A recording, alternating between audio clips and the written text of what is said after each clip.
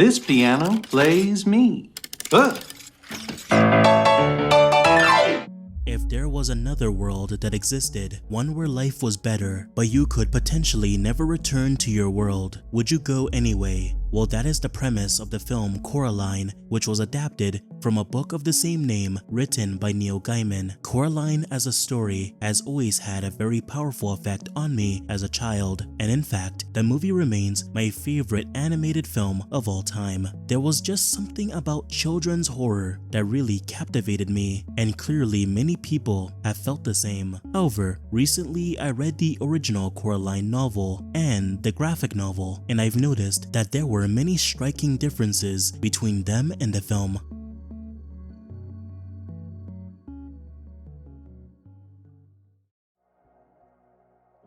You know, the Coraline book is clearly much more creepy than the movie. In fact, I'd argue that perhaps it's too creepy. One of the best things about the animated film by Laika is that we ourselves as viewers are also pulled into the whimsical world of the other side. Things seemed so perfect here. It's brighter, more fun, and the world itself feels much more grand. However, no matter how great life seemed in this other world, to us, there was always something wrong. It felt as if this world was too good to be true, a trap built to lower our guards until the horrible truth finally revealed itself. The book, however, makes the sinister nature of this world very clear from the start. Even Coraline herself notices that there's something wrong after her first visit and tries to leave, only to be stopped by the Beldam, who gives her the proposal to sew her eyes with buttons. In the movie, however, they slowly ease us into the sinister nature of this world before the proposal is ever brought up.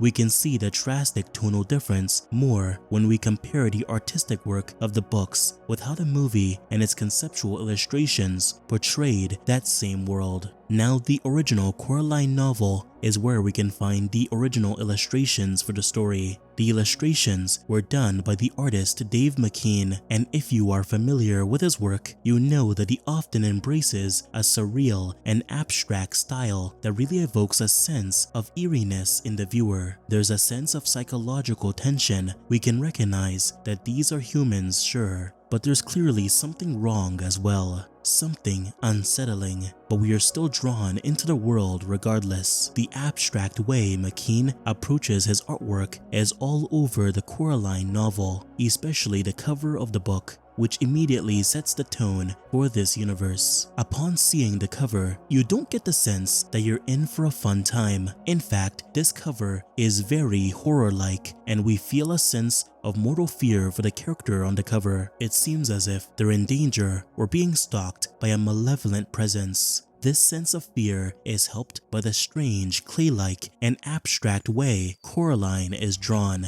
Interestingly, the book does establish what Coraline was originally meant to look like, having black or brown hair with a plain yellow shirt. However, the book also establishes that she wears a blue coat with a bright red scarf. Her appearance isn't really embraced in the Coraline graphic novel, which gives her long brown hair with no coat. However, in the Coraline 10th Anniversary Edition with illustrations by artist Chris Riddell, this original appearance is in fact embraced, with Coraline having black hair with her big beautiful blue jacket. However, there is no red scarf in the drawing.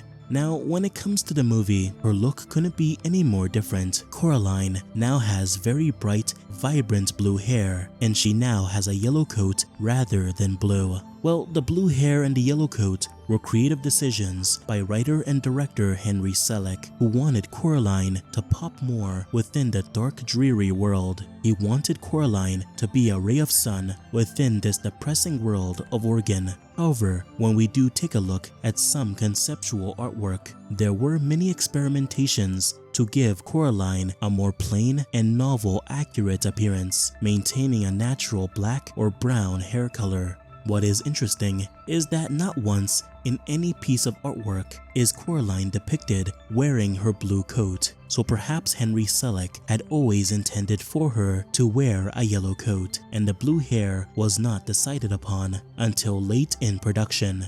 There were even sculpts of these early Coraline designs where she maintains the original brown or black hair. I'm not entirely sure when the new hair color was embraced, but I do applaud the creative team for going with it. What's cool, however, is that the film references this original hair color through a family photo taken years before the start of the film. The Beldam is the central antagonist of Coraline, and there are many key differences between her in the book and her in the movie. In the book, the other mother only has a slight resemblance to Coraline's actual mother. We're told the other mother was tall and thin, with elongated fingers and pale skin. I think here it's meant to play into the creepiness of the other mother, that even though there's clearly something very off with her, Coraline chooses to stay there anyway, despite the fact that she knew something was very wrong. Other mother in the book is clearly portrayed as much more of an otherworldly-like being. Her reflection does not appear in mirrors. Her voice comes from all directions, not just her mouth, and even her features feel a bit more animalistic, like her elongated sharp teeth and sharp red fingernails, and her swaying hair, which sways as if there was a light breeze. There's clearly something very strange and unnatural with how she looks, something that becomes even more apparent when more of her true form begins to take shape.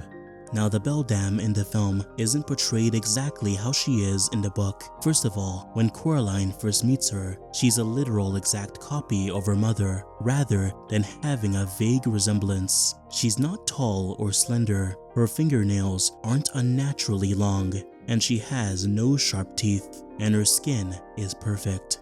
However, it's not until her transformation that we truly see the horror of the Beldam. Now she has that tall and slender appearance with the pale skin and long nails, which in this movie is metallic and robotic, like her fingers are made of sewing needles, which makes sense despite the change in how the Beldam's appearance is approached. The concept art did attempt early on to depict her much more accurately to her book form. When you take a look at the Beldam's design in the conceptual artwork, you'll notice details that are accurate to the book, like her very tall and slender form with a slight eeriness to her look that makes us think that there's something very wrong about her.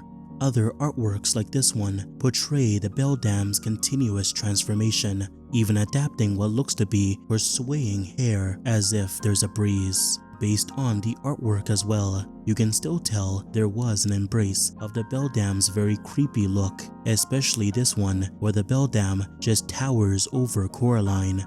Of course, there were other characters in this world as well that went through various concepts, like YB and Coraline's father. YB went through the most changes, as he clearly was not black in the early illustrations. The world of Coraline is very different based on if you read the book or watch the movie. It's more dark and macabre in the novel, while whimsical yet eerie in the movie. This can be seen with elements like the rodents. In the Coraline movie, the rodents are very cute mice that form from paper, so clearly they are magical and very harmless. In the book, however, they aren't mice, but very large, disgusting, and furry rats with large glowing red eyes and sharp yellow teeth. It's this creative choice that plays into the immediate eeriness of the novel. Clearly, we're never supposed to trust the world Coraline visits from the very start, and the rats represent the dark truth of the other world. In the movie, however, the mice transform into rats near the climax of the film, representing the different approach, a world that seems whimsical at first until its dark nature reveals itself.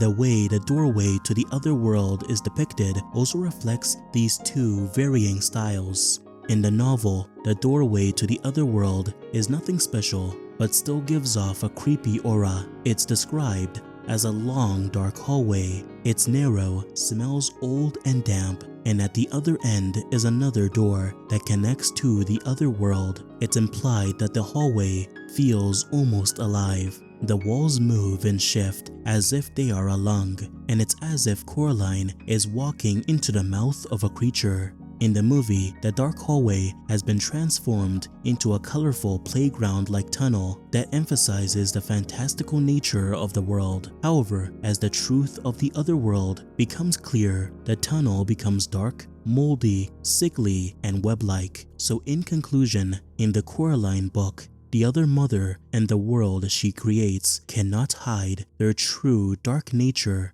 She is a malevolent force existing only to feed, and thus struggles to hide her true dark nature from Coraline, who is much more distrusting in this version. The animated film, however, eases the viewer into the world. We're never meant to question it, and we ourselves get pulled into the fantastical nature of the reality. However, once the true dark purpose becomes clear, perhaps it's too late for us to escape.